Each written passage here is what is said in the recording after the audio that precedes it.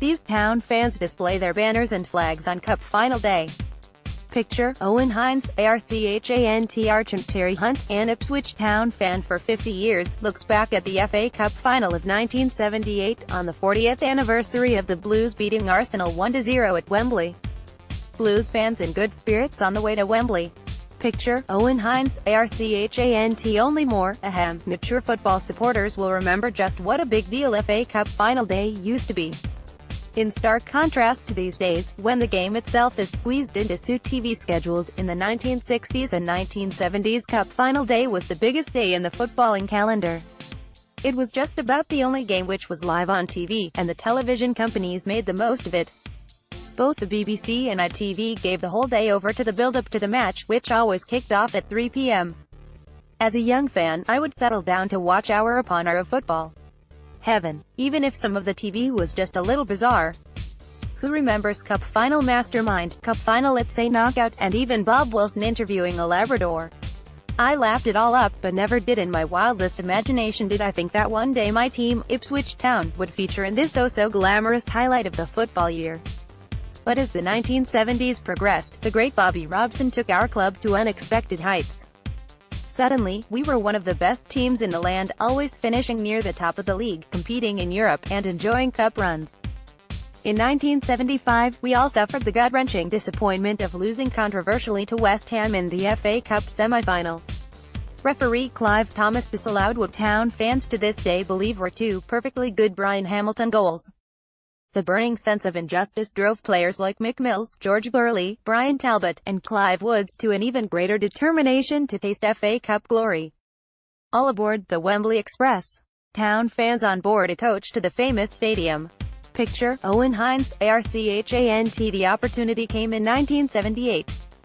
After low-key victories over Cardiff and Hartlepool, and a replay win over Bristol Rovers after a lucky escape at a snowy Eastville, Town hammered Millwall 6-1 at the Den in the quarter-final.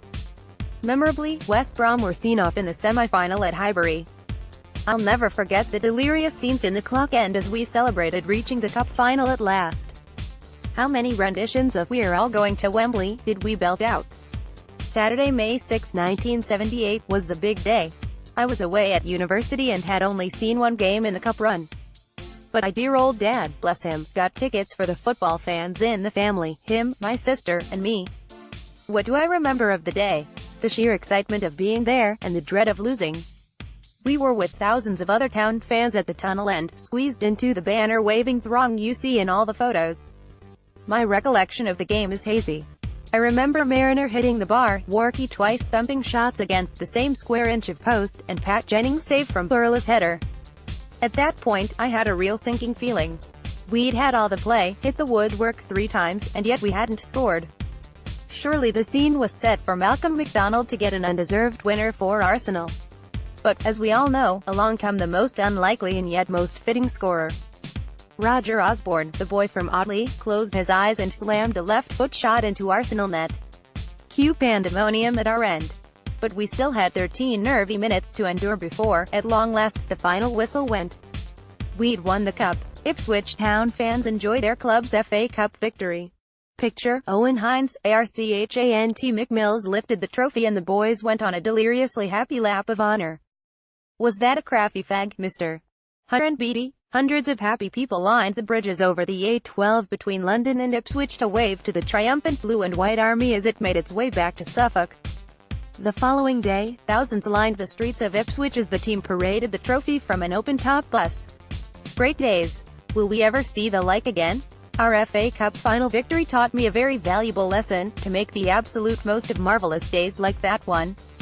Don't get me wrong, I celebrated with the best of them. But, if I'm brutally honest, I took it all a little bit for granted. I was 21 years old, an age when life can seem a little bit easy.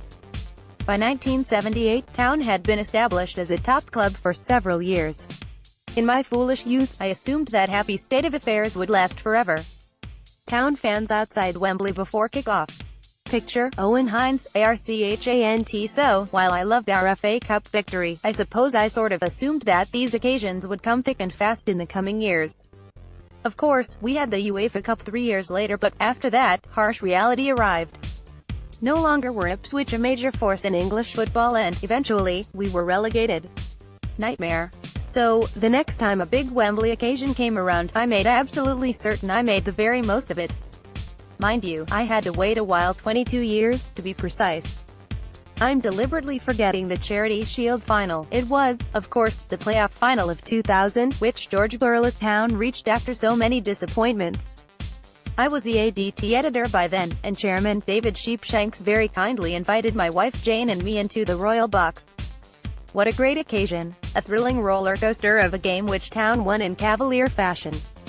After Matt Holland had lifted the trophy, and the players did their lap of honor, and after Martin Reuser's unforgettable celebration, I stayed for ages in the Royal Box, lapping up the atmosphere. By then, I was old enough and wise enough to realize that fantastic occasions like that don't come around too often, especially if you support a provincial club like Ipswich. I'm not embarrassed to admit that I shed a tear for my dad, a great Town supporter who had died 4 years earlier. He would have loved it, just as he had relished the FA Cup final in 1978. I know some people dismiss football as meaningless trivia, but it really can teach you some important lessons in life.